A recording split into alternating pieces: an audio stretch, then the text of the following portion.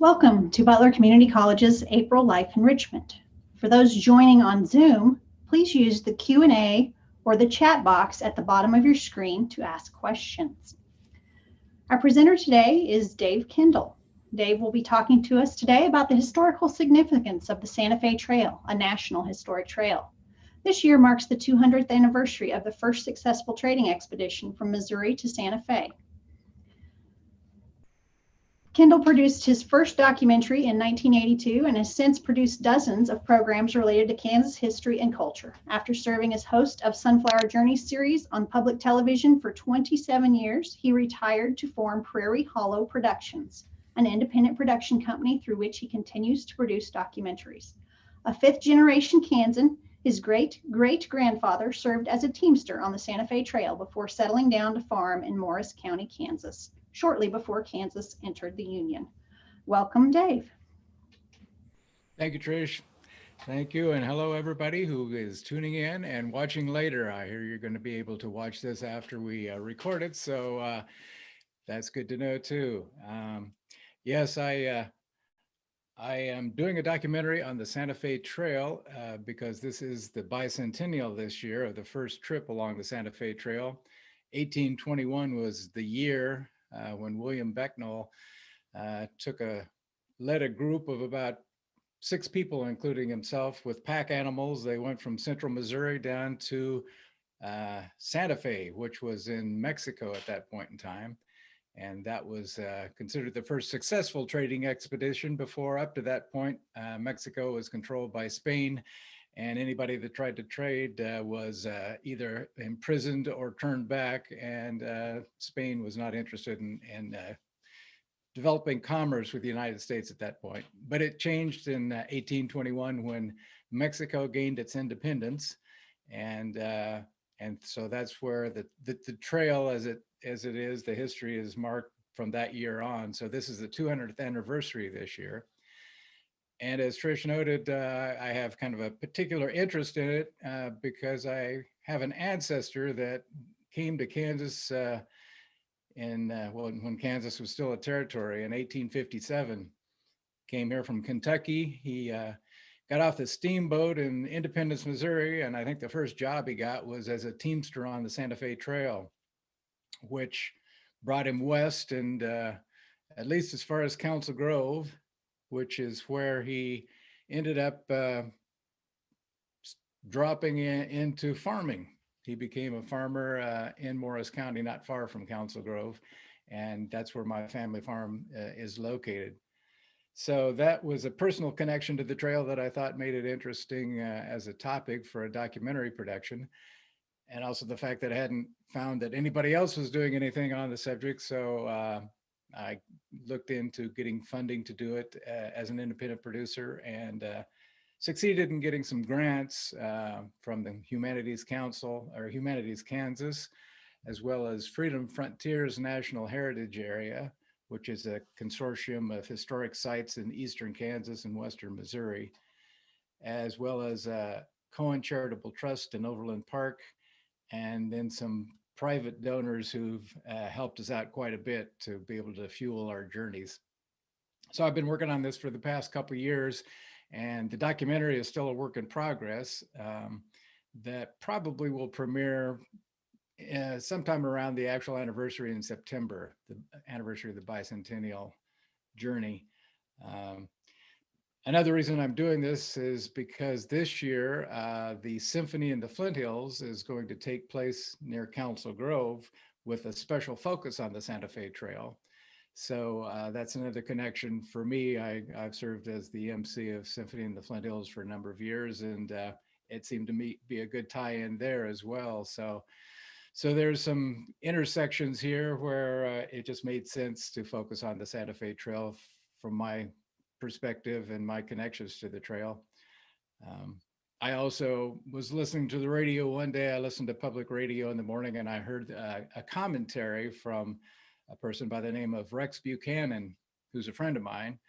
He was the head of the Kansas Geological Survey for a number of years.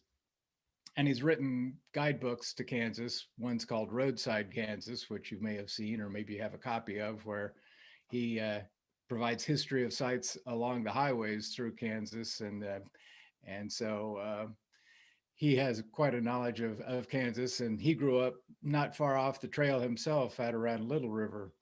So I asked him if he might be interested in assisting me with this. And so the two of us collaborated in doing some of the interviews and traveling along the trail. But as it turned out, we weren't able to do as much of that as we'd hoped because of the pandemic. It wasn't even safe for the two of us. We didn't feel to ride in the same car together. So at one point, we just kind of had to put that part of the production on hold. And so travel then became a bit of an issue for covering the full extent of the trail. Matter of fact, I made a trip to New Mexico to get some shots on the western end of the trail around Santa Fe. And the day I arrived in Santa Fe, the governor issued a proclamation that anybody traveling from out of state, any other hotspots, and Kansas was considered a hotspot, anybody coming in would have to quarantine for 2 weeks. So I got as many shots as I could overnight, and then I left the next day and moved on down the trail. So there were some challenges here in doing the production, but we did manage to pull together all the interviews to tell the story. And as I say, it's in progress right now. So what I'm going to show today are just some clips, some from the program itself as it's shaping up, and some others that we've just put up on social media for people to get a sense of some of the sub-stories along the way related to the trail. So this first one I'm going to show is just the program open. And so you can see if you recognize the voice. I didn't voice this open, but it's kind of a familiar voice and you might recognize it.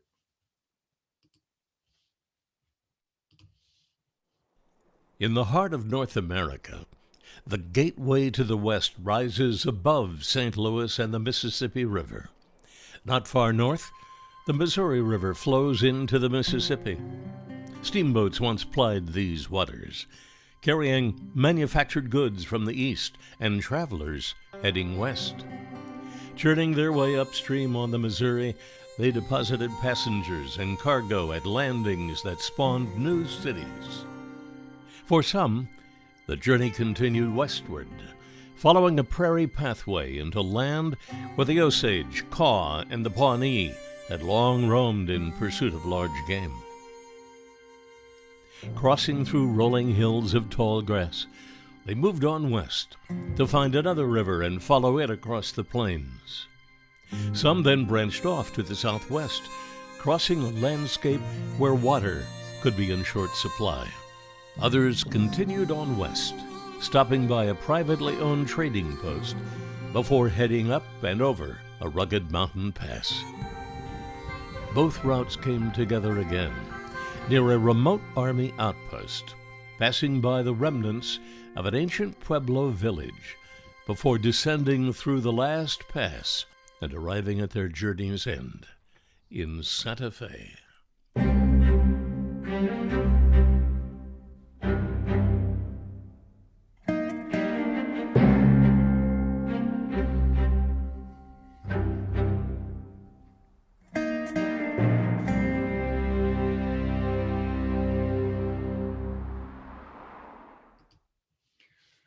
So that's the opening sequence to the show as it now stands. It may change over time, but that's how it comes together now.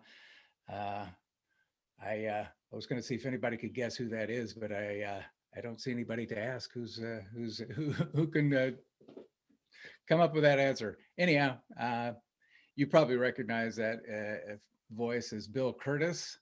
He was worked for CBS out of Chicago for many years, and had his own PBS series for a number of years. And now you hear him on National Public Radio on the weekends on a program called Wait, Wait, Don't Tell Me.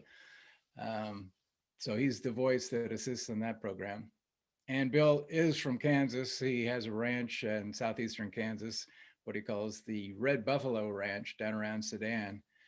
And he's always willing to help do narration for any Kansas related projects I've ever worked on. And he did this one happily, and maybe we'll have him do some more voiceover. as we go on.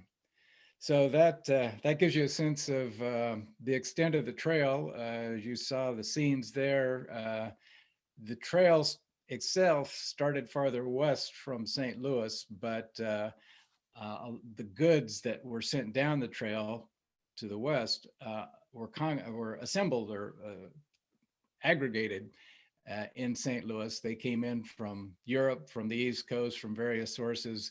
They got offloaded in St. Louis and found their way on down the trail to Santa Fe.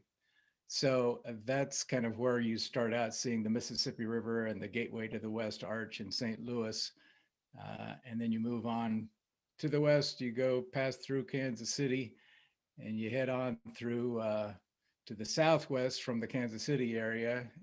Council Grove was a significant site on the trail, and we're going to spend a little bit of time this morning talking about Council Grove. Actually, most of the time we'll be talking about Council Grove because that's a local community that you're probably all familiar with, and it's also going to be the site of Symphony in the Flint Hills this year, so there's another connection to what's going on this summer.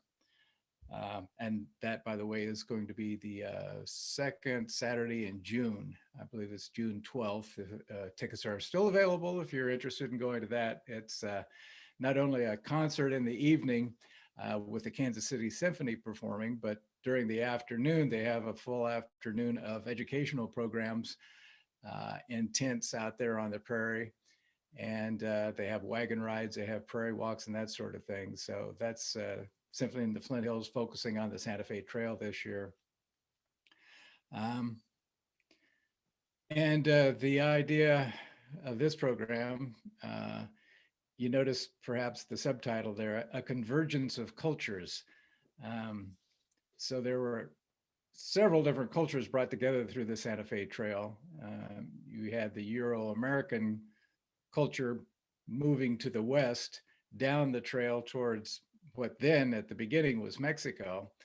You had Hispanic communities on that end of the trail and Hispanic merchants that became engaged with the trail to a significant extent. And you also had native populations in the region that the trail passed through, and they were affected significantly by the trail.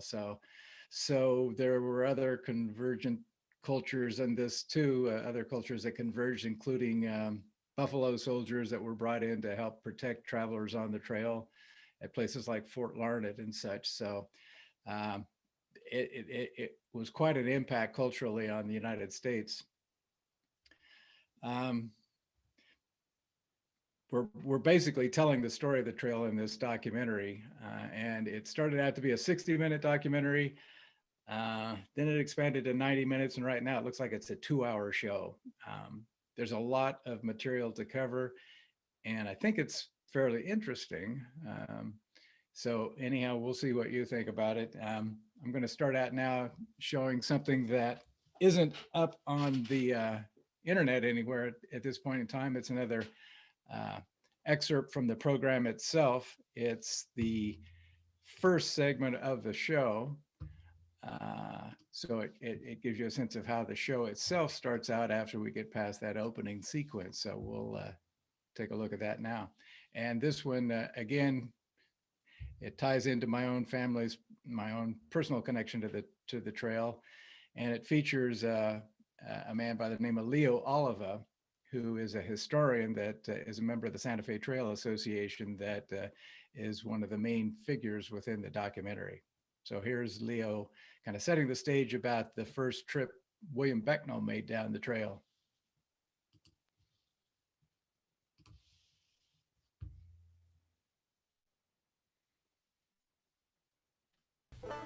Unlike the immigrant trails to Oregon and California, the Santa Fe Trail involved the transport of trade goods and a commercial exchange of international extent. It started out in central Missouri, crossing through what was then Indian territory between the United States and Mexico, whose border extended much farther north than it does today. A quarter century later, the U.S. Army marched down the trail to confront Mexican forces, which resulted in a significant expansion of American territory. Commerce on the trail came to an end when the railroads built across the middle of the nation, providing a cheaper and easier mode of transport. For 27 years, I served as the host of a series called Sunflower Journeys, broadcast by public television stations across Kansas and western Missouri. Early on in that series, I produced a short story about the Santa Fe Trail, which in 1987, Congress had designated a National Historic Trail. In this program, we're taking a longer journey through time to explore the historical significance of the trail, reflecting upon the impact it had upon indigenous populations and the manner in which it brought people from a variety of cultures into closer contact with each other.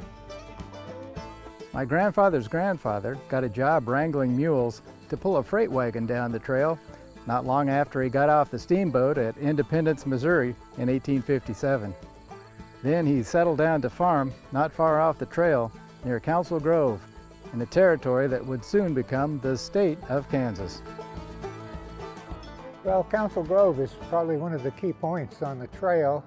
A treaty was signed here with the Osage Indians in 1825 to open the trail so that the Indians gave permission to travelers to not bother them. And then because of the hardwood trees that were here for supplies for axle trees and so on, it became a rendezvous point. And soon after the trail was started, traders would come sort of separately to this point because they felt safe from Indians to this point. And then from this point on, they wanted to be, travel together, provide their own protection. But it was the rendezvous point on the trail for a long period of time.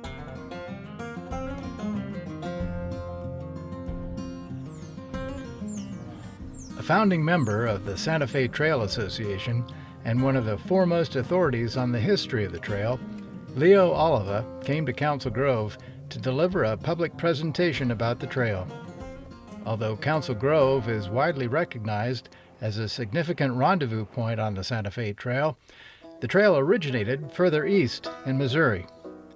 The first person to lead a successful trading expedition to Santa Fe, William Becknell, started out from the small town of Franklin. Franklin was one of the earliest towns founded on the Missouri River in the center part of Missouri, and it was because of the Boone's Lick salt lick. The Boone family, the children of Daniel Boone, some of his sons, came out. There was a good salt lick near Franklin, and the town of Franklin was established there then in 1816. William Becknell came there first to work at that salt lick, and then he had a farm near Franklin. He got into debt. He was facing debtor's prison because that was common at that time to place people that couldn't pay their debts in prison. And he had heard rumors, as had others, that Mexico was in a war with Spain for their independence. And he also had heard rumors that when Mexico became independent, that trade would be welcomed in New Mexico. So Becknell and 5 others with pack horses, they set out in early September of 1821. I like to think about that year 1821 because it was so significant. The president of the Missouri Historical Society in St. Louis, Francis Levine, previously served as director of the New Mexico History Museum in Santa Fe. And usually I don't think about a single year. I usually think about a span of time, but in regard to the Santa Fe Trail and to both the economies of St. Louis and Santa Fe, 1821 was significant. So in 1821, New Mexico won its independence from Spain, and that meant that all of the trade embargoes, all of the restrictions on trade with the United States were lifted. And for Missouri, of course, that was the year of statehood. So it's a year that was significant and that really knitted together these two ends of the country. At the time William Becknell and his group headed out from Franklin, New Mexico was still governed by the Viceroyalty of New Spain. But their timing proved to be fortuitous as Mexico gained its independence from Spain before they arrived. They started out heading west along the north side of the Missouri River. In his journal, Becknell provided an account of their journey. Our company crossed the Missouri near the Arrow Ferry on the first day of September 1821 and encamped 6 miles from the ferry. The next morning, being warm and cloudless, we proceeded on our journey over a beautiful rolling prairie country and traveled 33 miles. We suffered some inconvenience for 2 or 3 days on account of rains and a cool and humid atmosphere. Arrived at Fort Osage, we wrote letters, purchased some medicines, and arranged such affairs as we thought necessary previous to leaving the confines of civilization. As they moved on west from Fort Osage, the last outpost on the Missouri, Becknell's party passed through the area now developed as metropolitan Kansas City, and then they entered Indian Territory, part of which later became the state of Kansas. All right, so that is the opening to the show, first chapter of a 2-hour show. So it sets the stage with William Becknell and his party heading out from a little town called Franklin, Missouri, which was now it's located across the river, Missouri River, from Boonville, Missouri, in the center part of the state. As they passed from the area where Kansas City is now located and entered into Kansas, it was still 40 years before Kansas became a state. So it was part of what was called Indian Territory then. And they proceeded on down towards where Council Grove would later be located. It wasn't there yet, but there were resources there that helped them with their journey. And they moved on to the Arkansas River. Some call it the Arkansas River, but most folks, especially outside of Kansas, call it the Arkansas River. And they followed it on west into Colorado and into the Rockies. And at that point, they encountered troops from Mexican troops from Santa Fe, who in previous years may have been engaged in taking them under their guard and taking them back to imprison them. But in this case, things had changed and they took them back and they were welcomed into Santa Fe. And the materials they took with them brought a pretty penny, and William Becknell came back with bags of coins that he was proud to display and show with the successful results of the journey. And then the next year, 1822, he organized a trip that actually took wagons down the trail. And so then the trail really got going starting in 1822. And in 1825, then there was a government survey of the trail commissioned by the federal government. And that's when a treaty was signed in Council Grove with the Osage Indians to guarantee safe passage through their territory. And a similar treaty, the same treaty basically, was negotiated with the Kaw Tribe. Although they didn't sign that treaty in Council Grove, they signed it closer to McPherson, which is where the Kaw were at that time out on a buffalo hunt.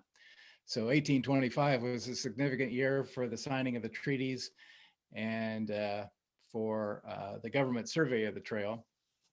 And so that's something else that ties Council Grove into the trail. As time went on, there was a cutoff from there's 2 routes in western Kansas. There's the mountain route that goes on, follows the Arkansas River off into the Rocky Mountains. And then there's something called the Cimarron Cutoff, which headed to the southwest from the town of Cimarron, which is located out by Dodge City. It was the more arid route that went across Cimarron grasslands and what's now the panhandle of Oklahoma into New Mexico. And then the 2 routes converged down around what is now called Fort Union.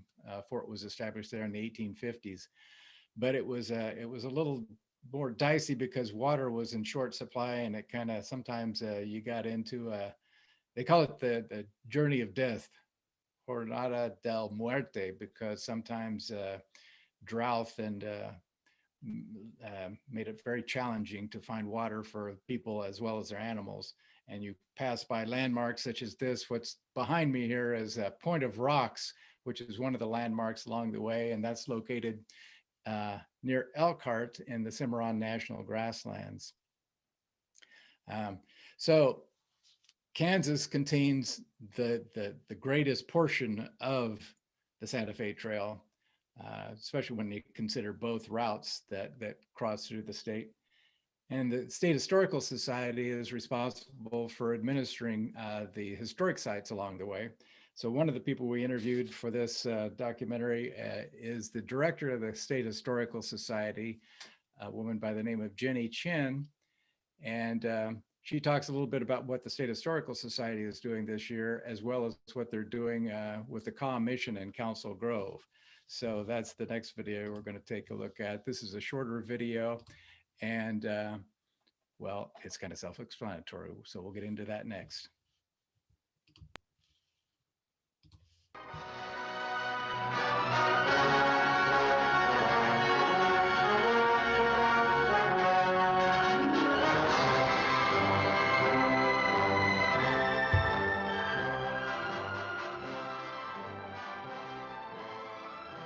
What do you think the public's biggest misconception about the trail today is?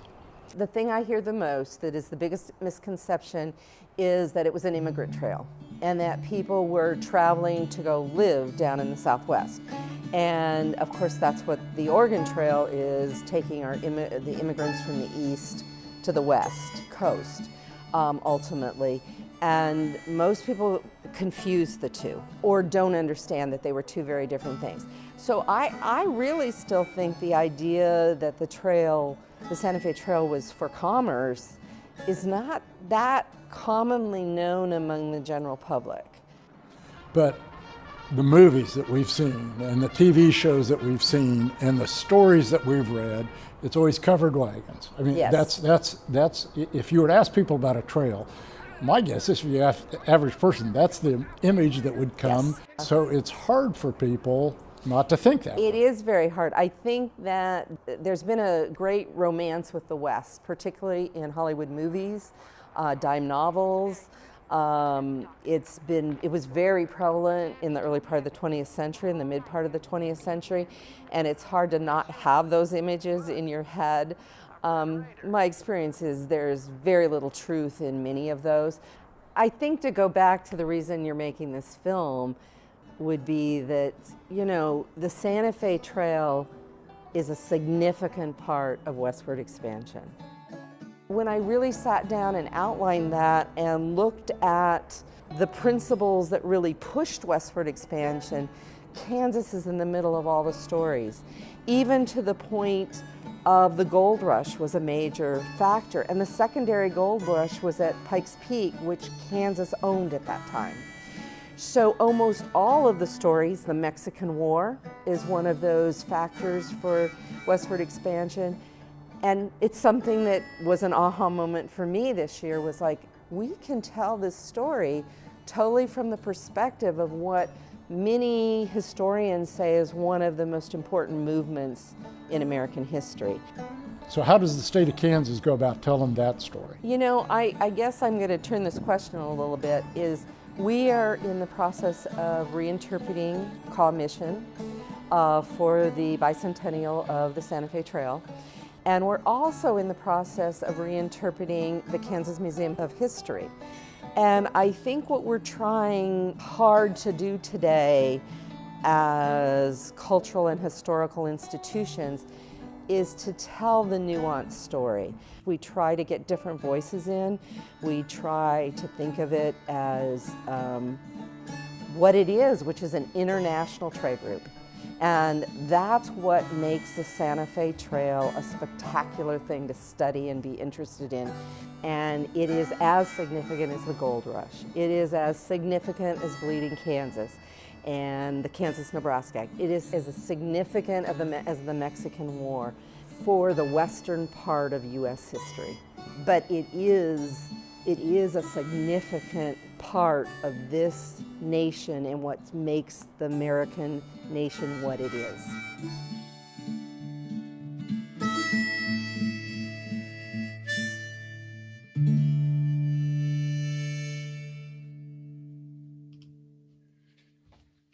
So that's a short video that we put together after we did the interview with Jenny Chin, and that was Rex Buchanan doing that interview.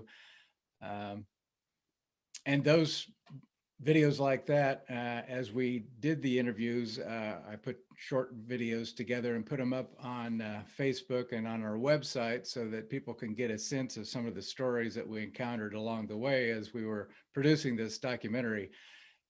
That wasn't an excerpt from the documentary itself, but just a little standalone video that tells a portion of the story. And as she said, some of the misconceptions that she's encountered, the thought that a lot of people think that it was an immigrant trail like the Oregon Trail. It wasn't. It was a trail of commerce. That's what it was there. It was getting goods for sale from basically from St. Louis and the Kansas City area down to Santa Fe. And it was a two-way trail. It wasn't just goods going that way. There were raw materials. There were buffalo hides, buffalo robes, and beaver pelts, and gold bullion and silver and such heading back to the east from the southwest.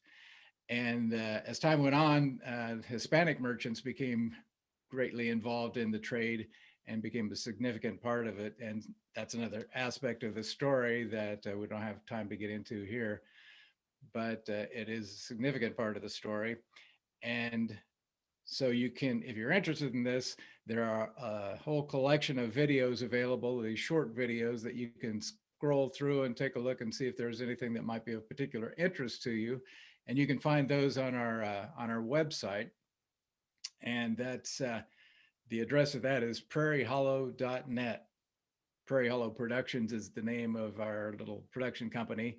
And we have a website called prairiehollow.net.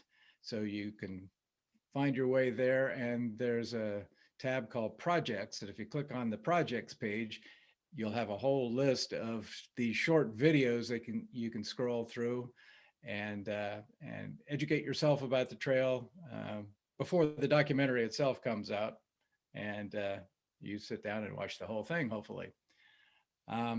Another video that's there that I'm going to show next relates to Council Grove, and this was another little short video we put up after we did an interview along the Neosho River Walk in Council Grove, where Rex was talking with Ken McClintock, who is a local historian in Council Grove. He and his wife run a cafe called the Trail Days Cafe in Council Grove. So he's one of the local historians that knows a lot about the history of the community. And so he's going to relay a little bit of that in this next segment.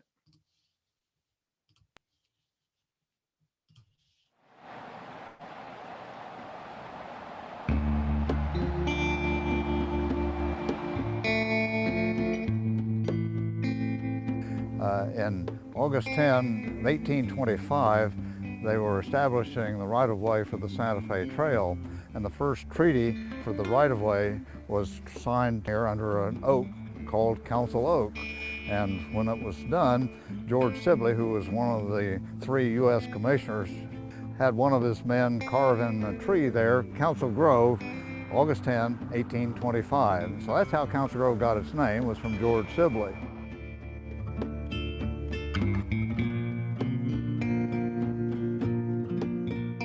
Council Grove had the last stand of hardwood timber between here and Santa Fe. So it was a preeminent rendezvous point for many years. Council Grove had a lot of water, had grass, you had trees, and in 1829, hostilities were getting to be pretty increased along the Santa Fe Trail west of here. And so that's when they started forming wagon trains here. This was about as far west as you could go safely by yourself or in a small group. And so you'd wait here until you got 50 or 60 wagons to go with you, have some safety in numbers. They'd elect their officers and so forth, establish the order of travel and that sort of thing. And that's how they would move on from Council Grove. So that kind of forming up that's going on here, what kind of businesses does that give rise to then in Council Grove? Well, there were no businesses until 1847. This was purely a campground from 1821 to to 1847, and that's when Boone and Hamilton out of Westport had Seth M. Hayes come to Council Grove. He's a great-grandson of Daniel Boone. And so they sent him out here to open a trading post. It was a log trading post built in 1847. So these wagons are coming from here and they're So the going wagons out here. were crossing over there. There's a stone wall marking the overlook on the east side of the river. And so that's where they came down and across the river where the riffles are.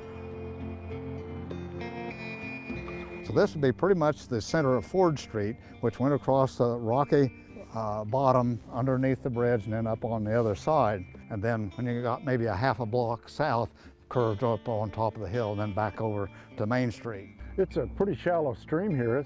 You could wade across this without any trouble. Yeah, right. And that was one of the advantages here with the rocky bottom. You could get across easily now. Coming up the banks, if you had a lot of rains and so forth, you'd get a lot of that in. Sometimes you'd have to double team them to get up the other side, but normally you could cross without any problem.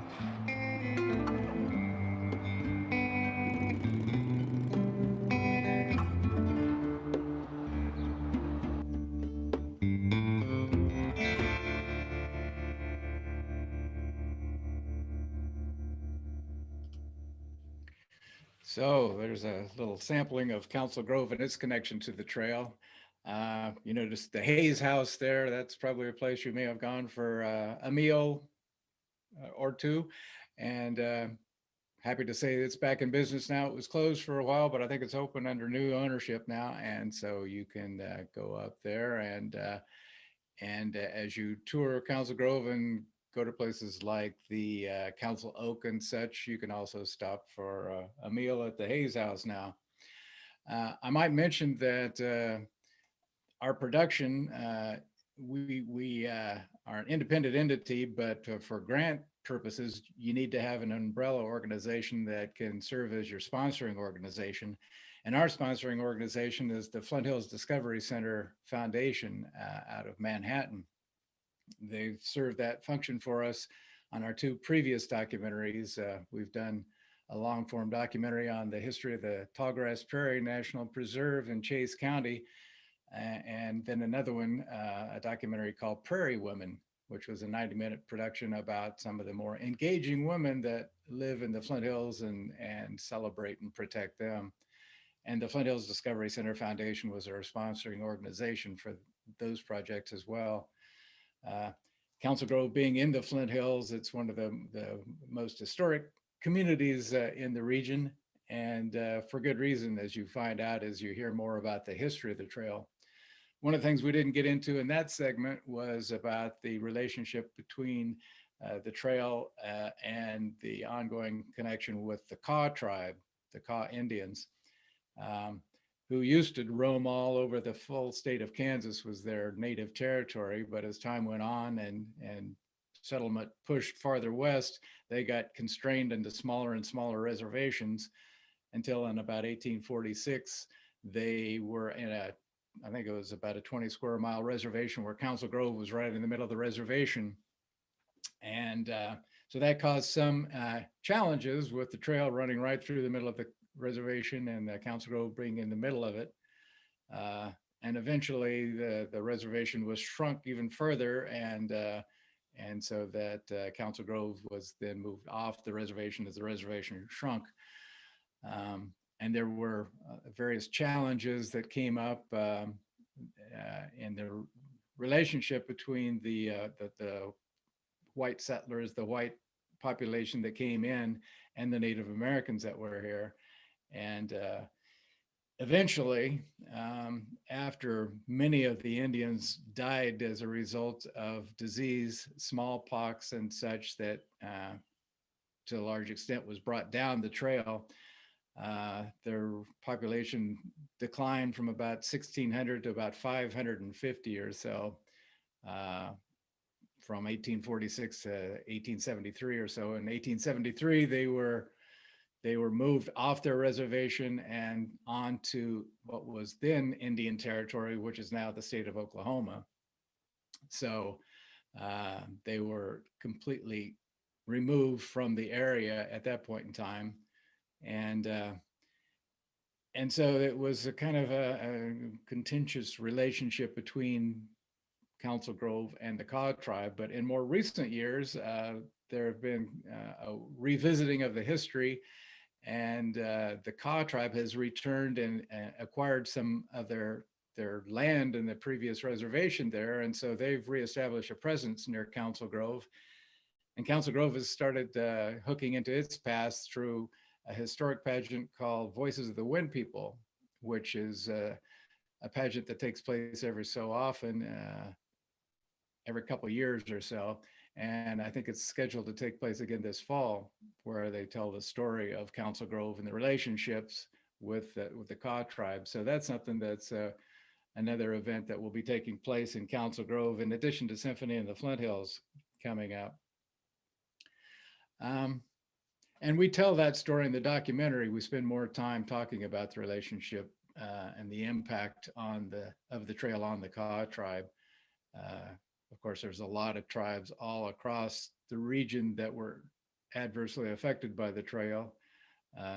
In some ways, it wasn't totally adversely, because there was some trading that went on to their interest and benefit. But on the whole, it was a tough situation for them to deal with.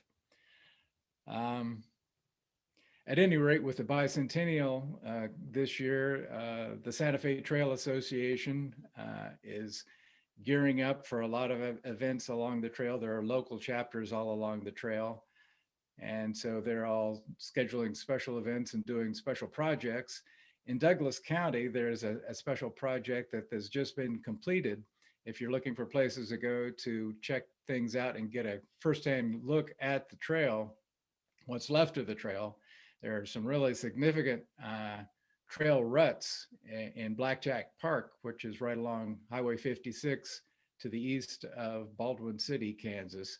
And the Douglas County chapter of the Santa Fe Trail Association got a grant from the National Park Service to put in a walking trail there. So we went out there, Rex and I, and interviewed Roger Boyd, who was one of the people who spearheaded this walking trail. So we'll talk a little bit about, we'll take a quick trip to the Blackjack ruts in this next video.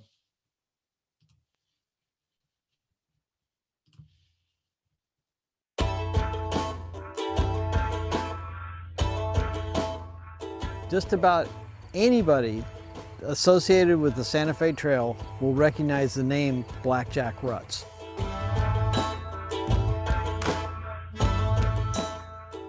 The town of Blackjack was about a half mile to the east. So Main Street of the town of Blackjack was Santa Fe Trail, and it was on the south end, lined up with the south end of this prairie. So as they came across to the west, they headed down this ridge, probably because this was the best place to cross this creek. You know, one of the things that people struggle with, and you hear this all the time, is when you talk about ruts, I know most people have in their mind's eye a two-track road, okay? Just single file two-track road. Then you bring them here and they scratch their heads like, well, this isn't what I was expecting to see at all. These are pretty spectacular. Yeah, if you come out here after we burned it, the ruts are so much more visible, or even when they have 4 or 5 inches of vegetation on it. Yeah. So it's not just black. But yeah, they are so much clearer then.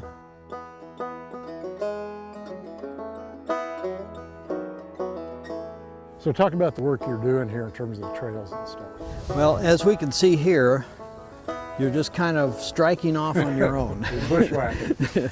And most people don't really come out here for a hike. Sure. And so they don't really appreciate trying to find their way through this grass. So one of the things that we're doing, we're planning on putting in a trail that is reasonably level over to the first rut, have some signage that will be protected from fire, that will talk about the site, both from the standpoint of Santa Fe Trail, but also the native prairie, because it is very impressive. And then from there, we will have a smaller trail. The ADA trail will be 5 foot wide, compacted, small gravel. This trail will be about 3 foot wide compacted earth, and the plan will be that it'll be minimum maintenance, be built so that we won't have to maintain it that much, and it'll be much more receptive for people walking out here without the fear of snakes jumping out of the grass and grabbing them. But the plan is it'll come through these 3 main ruts. It'll come to the 4th rut up the hill. It'll more or less parallel it to the end of the ruts. And the south half of this 18 acres was actually plowed at one time. So there are no ruts down there. So it's true today that this is probably as good a place on public property in Kansas. Come and see Santa Fe Trail wagon routes. Right? Yes. But it'll be even more true when you guys get done and have your trail system in, and that's going to be done when, do you think? Well, we're planning on having a dedication June of 2021, so it'll coincide with the bicentennial.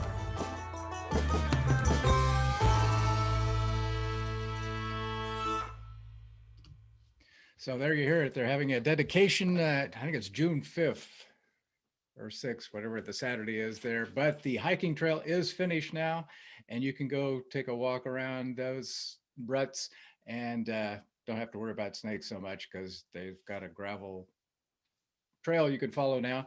And if you want to see what it looks like, you can see another video showing the finished trail. If you go to our website, prairiehollow.net, click on projects, and scroll down, you'll see a bunch of videos, as I said, and one of them is the finished walking trail there. So it's there, it's waiting for you if you want to take a little road trip and get out in nature, walk around a native prairie and see trail ruts. That's where you can find them. And with that, I think that's about all I'm going to have time for today. So Trish, is there anything else we need to do at this point? I would ask if there's anybody has any questions. If you do, you can use the chat or the Q&A. I can also allow people on Zoom to talk if they let me know.